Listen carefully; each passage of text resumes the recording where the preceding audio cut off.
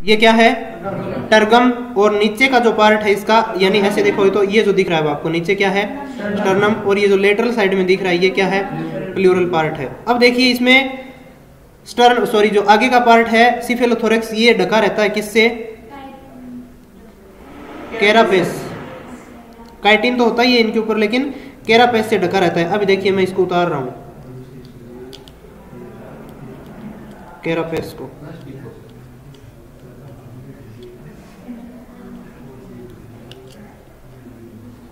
ये क्या है जी, कैरापेस है इसका, दिख रहा है सबको। ये क्या है, कैरापेस। कैरापेस उतारा तो इसका रोस्ट्रम में क्या आ गया, साथ में आ गया। ये देख लीजिए कांच के जैसा दिख रहा है वो आपको, दिख रहा है ना, ये देख लीजिए ऐसे, ठीक है।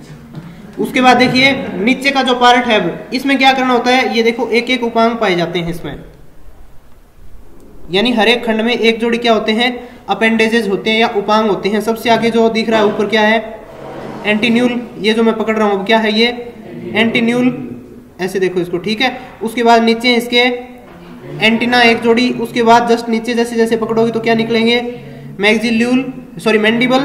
उसके बाद निकलेंगे मैक्सिल्यूल और मैक्सिली। अब हम इसको काटते कैसे हैं, क्योंकि हर एक सेगमेंट में एक एक जोड़ी है, तो कैसे काटेंगे, पहले तो इसको ऐसे करेंगे टेढ़ा, ठीक है, ऐसे करेंगे। पीछे से जब देखोगे तो ये ऊपर ऊपर क्या दिख रहे हैं आपको, पीछे पीछे सबसे यूरोपोड दिख रहे हैं। जैसे एक जोड़ी कहा था हमने एक सेगमेंट में, ये देखो एक ये रहा यूरोपोड और एक ये रहा, दोनों यूरोपोड दिख रहे होंगे आराम से।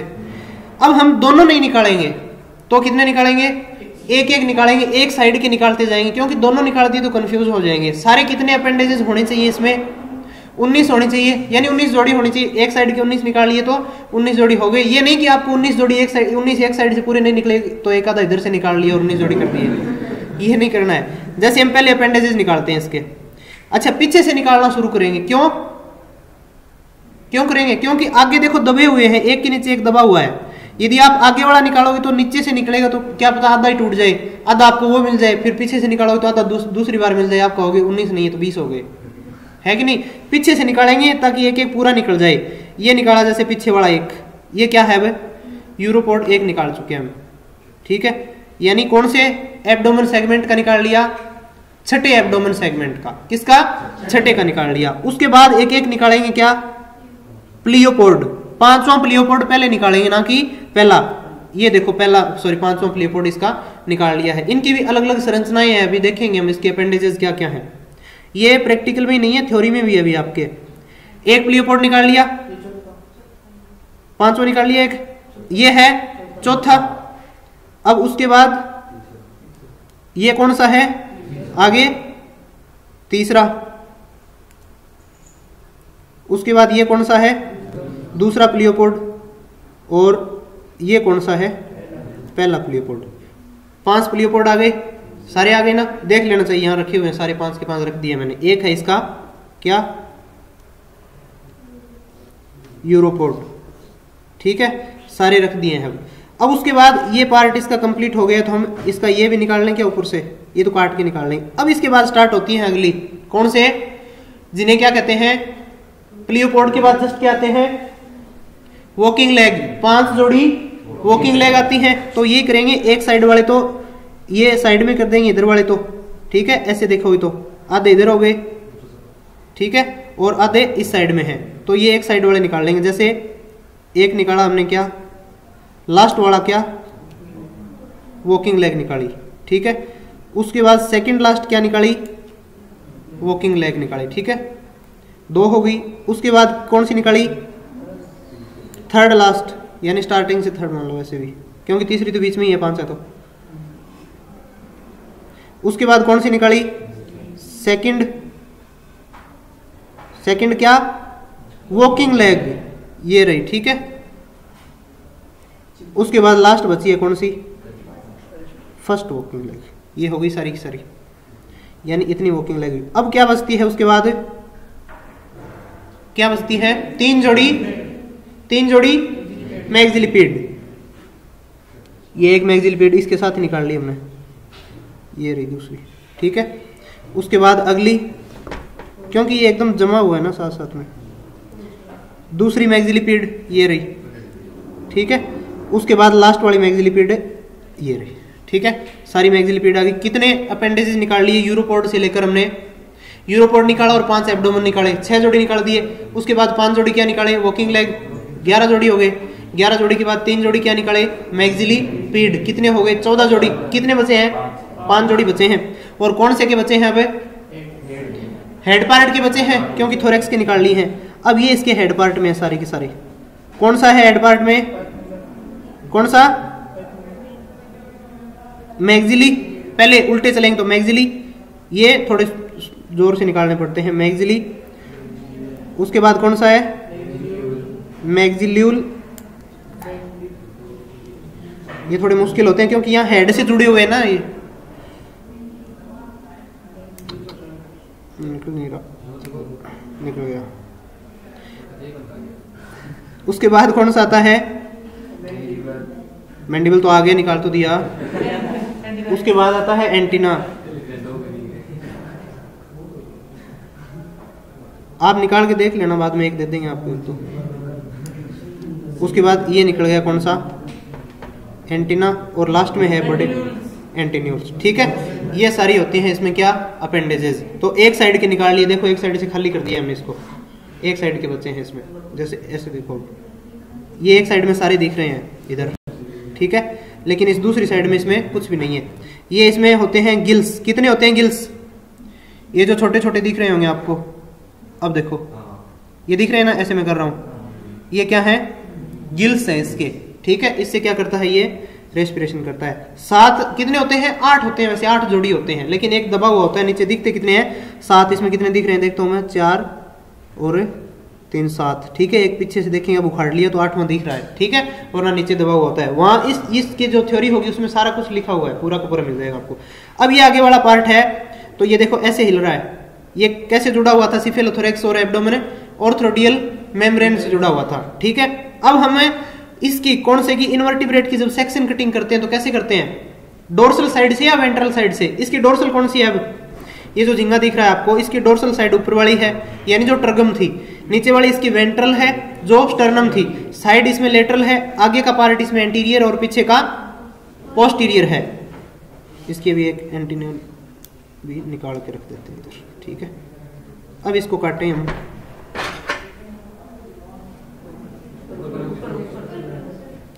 ऐसे काटना होता है ऊपर से, ठीक है। छोटी वाली कैंची कहाँ है, आधा सामान गायब हो गया उस दिन के बाद, पता नहीं कौन फरार हो गया। अब इसमें एक छोटी सी मेम्ब्रेन सी और है, इसको भी निकाल देंगे हम, ये जैसे निकाल दिया। अच्छा, इसके डाइजेशन सिस्टम में क्या क्या होता है बताओ पहले। कौन सी प्लेट होती है, एक हेस्टेड प्लेट। क्या करती है हेस्टेड प्लेट, कहाँ होती है, कहाँ होती है भाई, हैं? स्टोमक में होती है या पैंक्रियाज में होती है या लीवर में होती है, कहाँ होती है,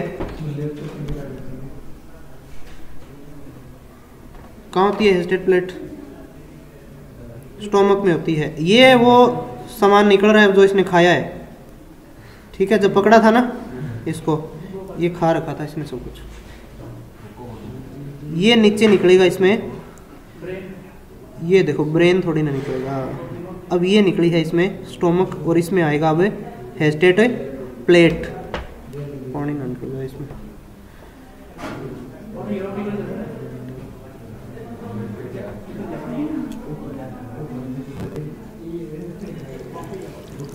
ठीक है। ऐसे ही काट के देखना। 3-4 चीजें पूछता है। एक तो पूछता है हेस्टेड प्लेट निकालो इसकी, या फिर सिंपल सा पूछ लेगा कि इनको काटोगे कैसे, या फिर पूछेगा कि इनके अपेंडेजेस कितने होते हैं और कैसे निकालते हैं इसको, ठीक है। ये रही इसमें हेस्टेड प्लेट, छोटी सी होती है, ये देख लेना चाहिए। हेस्टेड प्लेट क्या करती है अभी देखेंगे। इसके स्टोमक के जो होते हैं वो 2 पार्ट होते हैं। कौन कौन से 2 पार्ट होते हैं, कार्डियक स्टोमक और पाइलोरिक स्टोमक। याद है क्या, नहीं होंगे, क्यों होंगे, जरूरी थोड़ी ना है क्या जरूरी है,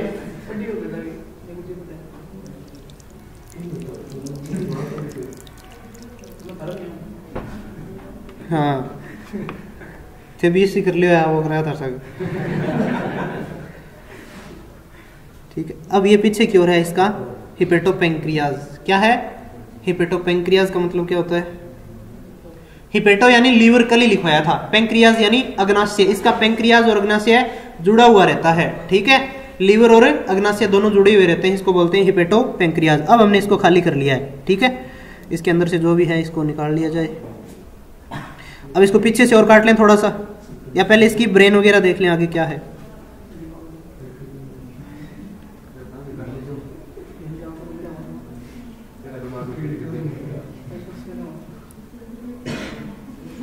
वैसे तो इसको ट्रे के अंदर क्या करना होता है, पिन चुबो कर रखना होता है ताकि ये इधर उधर ना हो। अब आगे जो यहां दिख रहा है ना आपको पार्ट, कौन सा? ये वाला इतना सा पार्ट, ये क्या है? आंखों के बीच में दिख रहा होगा। यहाँ इसका हेड पार्ट के अंदर क्या है? ब्रेन है। देखो इसमें भी ब्रेन है, शर्म करो। ठीक है, ब्रेन है और ब्रेन के ऊपर आगे की ओर क्या है? दो हेड के ऊपर जस्ट दो कंपाउंड आई है, यानी एक जोड़ी कंपाउंड आई है। अब ब्रेन से क्या निकलती हैं? एक तो नर्व कॉर्ड निकलता है नीचे की ओर। ठीक है, पतला सा निकलता है, जब पानी डालते रहोगे तब दिखेगा आपको। वेंट्रल साइड में होता है या डोर्सल साइड में? इसके नीचे की ओर निकलता हुआ मिलेगा आपको। पतला सा एक धागेनुमा संरचना दिखेगी इसमें, पता नहीं यहाँ तो आपको दिखेगी कि नहीं। ये देखो एक धागे जैसी संरचना है, ऐसा धागा दिखेगा आपको। ठीक है, दिख रहा है ना? अब थोड़ा सा पतला धागा दिखेगा एक सीधा नीचे से व्हाइट व्हाइट कलर का, वो क्या है? इसकी नर्व कॉर्ड है। ये देखो यहाँ से निकल रही है। ठीक है, यहाँ से निकलेगी। अब ब्रेन से नीचे का पार्ट है। अब जैसे ही ब्रेन को ऐसे ही करोगे आप तो नीचे सारी बहुत सारी नर्व दिखेंगी, व्हाइट व्हाइट धागे दिखेंगे आपको। और जैसे कंपाउंड आई को उखाड़ोगे, ये कंपाउंड आई उखाड़ ली है हमने। ठीक है, ये क्या है? कंपाउंड आई। कंपाउंड आई के अंदर भी एक सफेद धागा जैसा संरचना दिखेगी कोई, उसको क्या कहते हैं? इसको क्या कहते हैं भाई? ये जो कंपाउंड आई के अंदर नर्व गई है धागा, इसको कहते हैं ऑप्टिक नर्व। याद है क्या? ऑप्टिक यानी आंख के लिए यूज किया जाता है, और नर्व यानी तंत्रिका, जो आंख में तंत्रिका जा रही है उसको क्या कहते हैं? Optic nerve. ठीक है, अब ये इसका आगे का पार्ट हो गया। अब इसके पीछे के पार्ट में वही सेगमेंट वगैरह सारे हैं, इसको काट के देख लेना चाहिए आप लोग। ये इसका खाने वाला काम है, इनको खा सकते हो आप, घर पे नहीं लेके जाने हैं। हाँ यही खा सकते हो।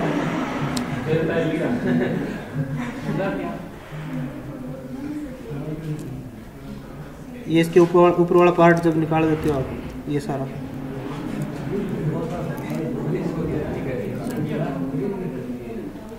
ये सब कुछ है। ऊपर वाला टेल्सन भी अब काट के इसको निकाल दिया साथ में।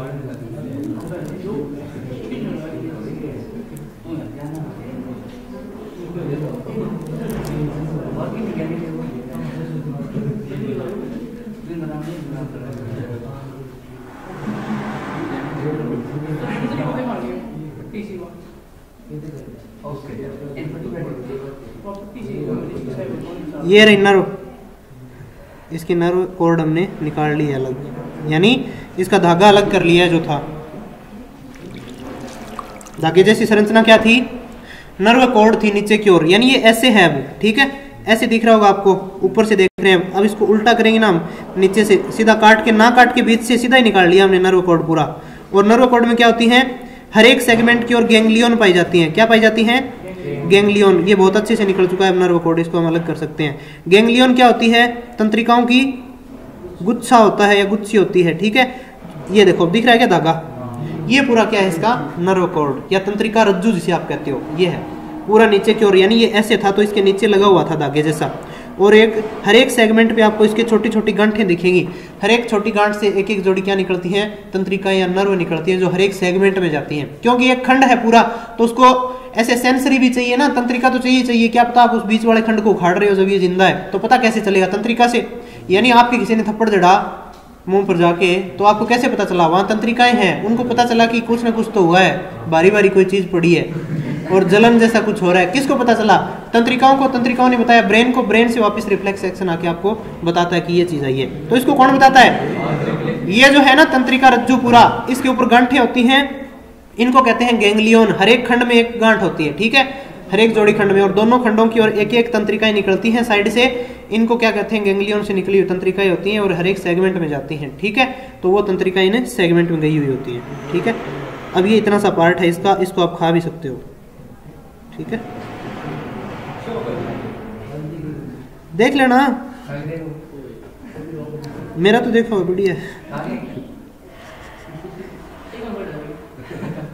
2-3 लेकर आगे तो दिख रही। अरे नहीं, ठीक है। अब ये हमने सब कुछ निकाल लिया। इसका निकालना आपको क्या होता है कुल मिला के, आप देख लेना इसको काट के। पहले तो खंड निकालने होते हैं, इसके अलग अलग सेगमेंट निकालने होते हैं। वो कहेगा सेगमेंट निकालो इसके, ठीक है। उसके बाद क्या निकालने होते हैं,